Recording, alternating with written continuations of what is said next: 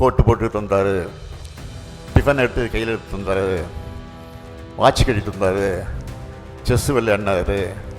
இன்றைக்கி கோட்டு போடல, பட்டு சட்டை வேசி விட்டு வந்தார்.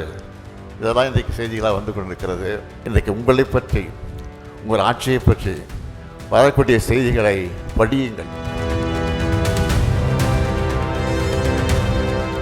தமிழ்நாட்டுல எல்லாமே சேஞ்ச் ஆயிடுச்சு. உங்க நகையையும் சேஞ்ச் பண்ணுங்க. உங்க பழைய நகைக்கு கிராமுக்கு 150 ரூபாய் கூடுதலா வாங்கி புது நகை எடுத்துக்கோங்க.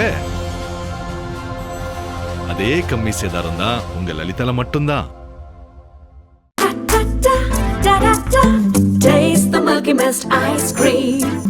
Milky Mist ice creams. ஒரு தேர்தல் தோல்விக்கு இன்றைக்கு பல கட்சிகள் காணாமல் போயிருக்கிறது. ஆனால் 75 ஆண்டு காலம் கொண்ட கொள்கைக்காக, லட்சியத்துக்காக பாடுபட்டு கொண்டிருக்கக்கூடிய கட்சி, ஆட்சியில் இருந்தாலும் இல்லாவிட்டாலும் மக்களுக்காக பாடுபடக்கூடிய கட்சி திராவிட முன்னேற்றக் கழகம். அந்த திராவிட முன்னேற்றக் கழகத்தில் தான் இன்றைக்கு இணைத்து கொண்டு இன்றைக்கு எத்தனையோ பேர் என்று கண்டு கொண்டிருக்கிறார்கள்.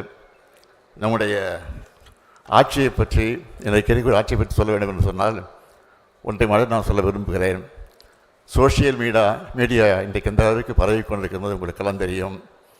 அந்த சோஷியல் மீடியா ஒரு வகையில் தான் நாளடைவில் அதையெல்லாம் மறைந்து போகத்தான் போகிறது. இன்றைக்கு சோஷியல் மீடியாக்களை பார்க்கிற போது ஒரு காலத்தில் நாம் தொடக்கத்தை பார்த்தோம். கோட்டு போட்டுட்டு வந்தார், டிஃபன் எடுத்து கையில் எடுத்து வந்தார், வாட்ச் கட்டிட்டு வந்தார், செஸ்ஸு விளையாடினார். இன்றைக்கி கோட்டு போடல, பட்டு சட்டை வேசி விட்டு வந்தார். இதெல்லாம் இன்றைக்கு செய்திகளாக வந்து கொண்டிருக்கிறது.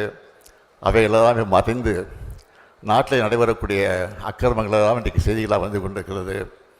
நான் வேண்டுகோள் வைப்பதெல்லாம், இன்றைக்கு தமிழ்நாட்டில் முதலமைச்சராக இருக்கக்கூடிய அவரை பார்த்து நான் கேட்பதெல்லாம், தயவுசெய்து இன்றைக்கு உங்களை பற்றி, உங்கள் ஆட்சியை பற்றி வரக்கூடிய செய்திகளை படியுங்கள். படித்து அதற்கு உண்மையை கண்டுபிடியுங்கள், அதற்குரிய நடவடிக்கை எடுங்கள் என்பதுதான் என்னுடைய அன்பான வேண்டுகோள். ஆற்றலுக்கும் கொள்கை பிடிப்புக்கும் இலக்கணமாக விளங்கி கொண்டிருக்கக்கூடிய நம்முடைய மதிப்பிற்குரிய ஆரோக்கிய அண்ணன் ஆற்காட்டார் அவர்களுடைய இல்லத்தில் இந்த இனிய விழாவிலே பங்கேற்று அவருடைய பேரனும் நம் பாசத்திற்குரிய வடசென்னை நாடாளுமன்ற உறுப்பினர் டாக்டர் கலாநிதி அவர்களுடைய அருமை மகனுமான வி.கே. சித்தார்த் அவர்களுக்கும், ஆஸ்ரயா காயத்ரி அவர்களுக்கும் இந்த மணவிழா நிகழ்ச்சியை நான் நடத்தி வைத்து, அதே நேரத்தில் மணமக்களை வாழ்த்தக்கூடிய ஒரு சிறப்பான வாய்ப்பை நான் பெற்றிருக்கிறேன்.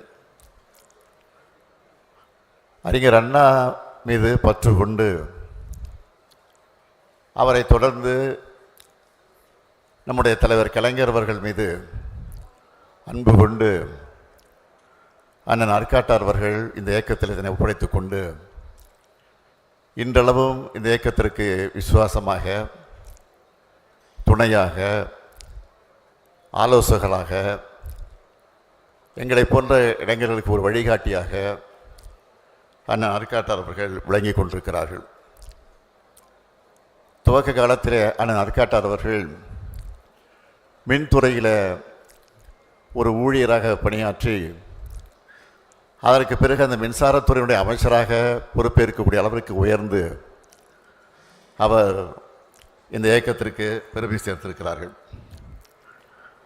புலிக்கு பிறந்தது பூனையாகுமா என்ற அந்த பழமொழிக்கு ஏற்ப அண்ணன் ஆற்காட்டாருடைய அருமை மகன் நம்முடைய டாக்டர் கலாநிதி அவர்கள் இன்றைக்கு அவர் கழகத்துடைய வளர்ச்சிக்கு, தலைமை கழகம் என்ன பண்ணியிட்டாலும், கழகம் எந்த உத்தரவு வழங்கினாலும் அதை சிறமேற்கொண்டு பணியாற்றக்கூடிய ஒரு ஆற்றல் மிக்க ஒரு செயல் வீரனாக நம்முடைய கலாநிதி வீராசாமி அவர்கள் விளங்கி கொண்டிருக்கிறார்கள்.